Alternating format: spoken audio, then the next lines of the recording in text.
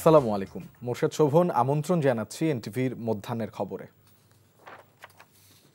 July August হত্যায় মানবতা বিরোধী অপরাধের মামলায় শেখ হাসিনা সহ ৩ আসামির বিরুদ্ধে যুক্তিতর্ক উপস্থাপন শুরু হয়েছে।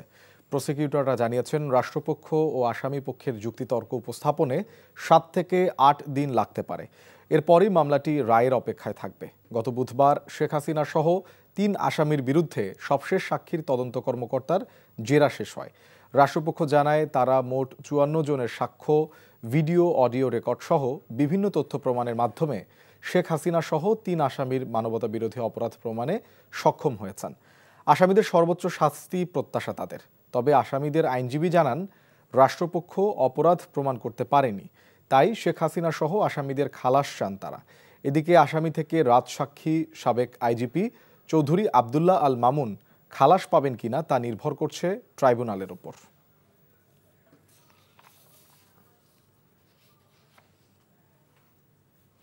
আন্তর্জাতিক অপরাধ ট্রাইব্যুনালে আছেন আমাদের স্পেশাল করেসপন্ডেন্ট হাসান জাবেদ। আমরা সরাসরি চলে যাচ্ছি তার কাছে। জাবেদ, শেখ হাসিনা সহ 3 আসামির মানবতা বিরোধী অপরাধের যুক্তিতর্কে কি বলা হচ্ছে? শোভন, আজ কিছুক্ষণ আগেই কিন্তু বিচারপতি গোলাম মর্তুজা মজুমদারের নেতৃত্বাধীন 3 সদস্যের ট্রাইব্যুনাল 1-এ শেখ হাসিনা সহ 3 জনের বিরুদ্ধে যে মানবতা বিরোধী অপরাধের অভিযোগ আনা হয়েছে এবং ইতিমধ্যেই সাক্ষ্য গ্রহণ শেষ হয়েছে, সেই মামলায় যুক্তিতর্ক উপস্থাপন করছেন এই মুহূর্তে chief prosecutor advocate Tajul Islam.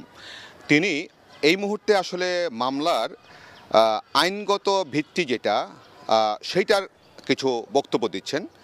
যুক্তিতর্কে তারা কিন্তু অনেক তথ্যপত্রর ভিত্তিতে শেখ হাসিনা সহ এই 3 আসামি যে জুলাই আগস্ট হত্যাকাণ্ডে সংগঠিত করেছেন, সুপিরিয়র কমান্ড রেসপন্সিবিলিটির দায়িত্ব পালন করেছেন, সেটা তারা প্রমাণ করবেন। এবং তারা বলেছেন যে ইতিমধ্যেই কিন্তু তারা সেইটা সাক্ষ্যর মাধ্যমে, ভিডিও এভিডেন্স, বিভিন্ন তথ্যপত্রের মাধ্যমে প্রমাণ করেছেন। একটু যুক্তিতর্কের মাধ্যমে সেটাকে আরও শক্তিশালী করা হবে।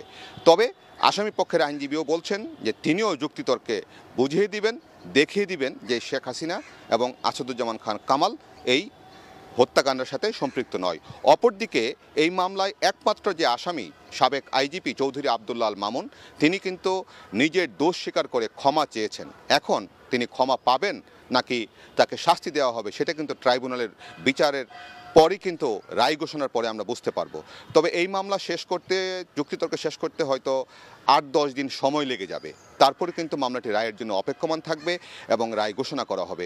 আপনি জানেন যে এই মামলায় মোট সুনির্দিষ্ট 5টি অভিযোগ গঠন করা হয়েছিল।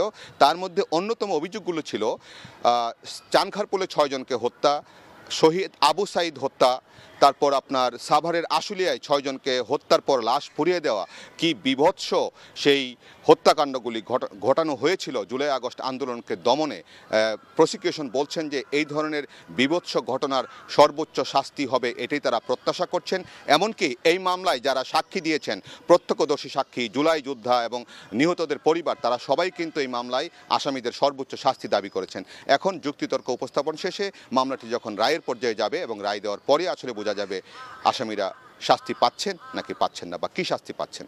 শোভন। দর্শক, আমরা জানছিলাম ট্রাইব্যুনালের খবর। রাজধানী থেকে কার্যক্রম নিষিদ্ধ আওয়ামী লীগ ও সহযোগী সংগঠনের 7 নেতাকর্মীকে গ্রেফতার করেছে গোয়েন্দা পুলিশ।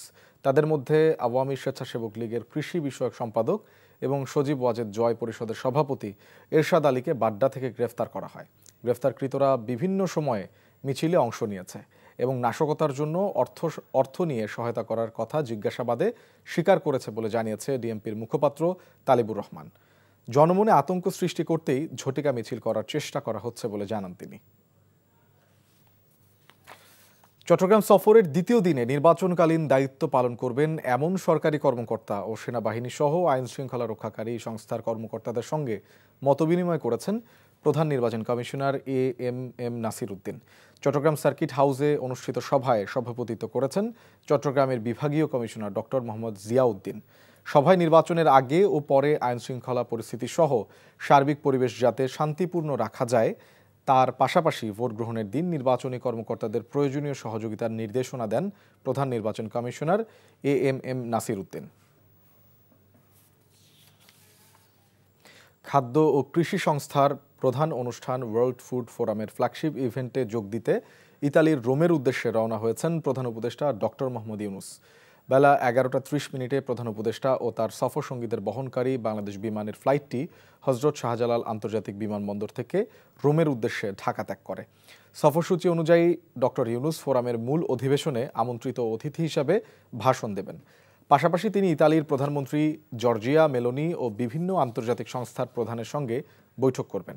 এসব বৈঠকে খাদ্য নিরাপত্তা, দারিদ্র্য নিরসন ও টেকসই উন্নয়ন সহ বৈশ্বিক ইস্যু নিয়ে আলোচনা হবে। আগামী 15 অক্টোবর প্রধান উপদেষ্টার দেশে ফেরার কথা রয়েছে। 2 দিনের ছুটি শেষে ফের পুরো দমে শুরু হয়েছে চট্টগ্রাম বিশ্ববিদ্যালয় কেন্দ্রীয় ছাত্র সংসদ ও হল সংসদের নির্বাচনী প্রচার। এই মুহূর্তে চট্টগ্রাম বিশ্ববিদ্যালয়ের প্রতিনিধি ফুয়াদ মণ্ডল যোগ দিচ্ছেন। ফুয়াদ, আগামী 15 অক্টোবর ভোট গ্রহণ হবে, শেষ মুহূর্তের প্রচার প্রচারণা কেমন দেখছেন?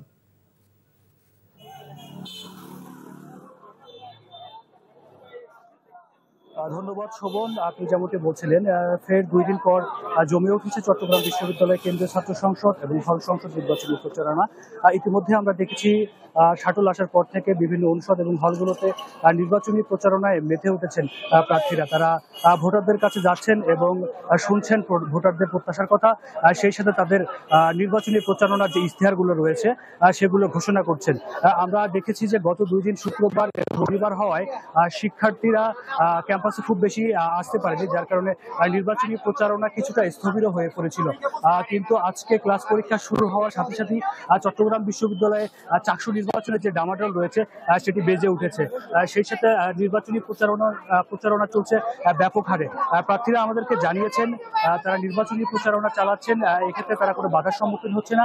যদিও আমরা দেখেছি যে গত 2 দিন পাল্টাপাল্টি অভিযোগ ছিল ছাত্র শিবির এবং ছাত্র দলের বিপক্ষে।